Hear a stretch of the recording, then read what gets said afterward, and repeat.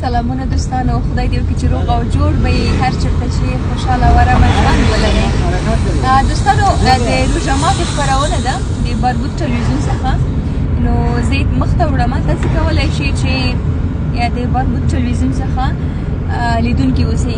دا خپرونه داسې ده دوستانو چې زه ځمه زموږ د افغان کډوالو کورونو ته، سندرغاړي وي، د سینمالو برخې وي، خبریالان وي، نو د هرې برخې څخه چې وي ځمه او د هغوی حال احوال پوښتنه کوم چې په څه حالت کې دي او د پاکستان کې ژوند کول تر افغانستان د دې فرق څه ده، څه مشکلات لري، څه سهولتونه دوی ته فراهم دي.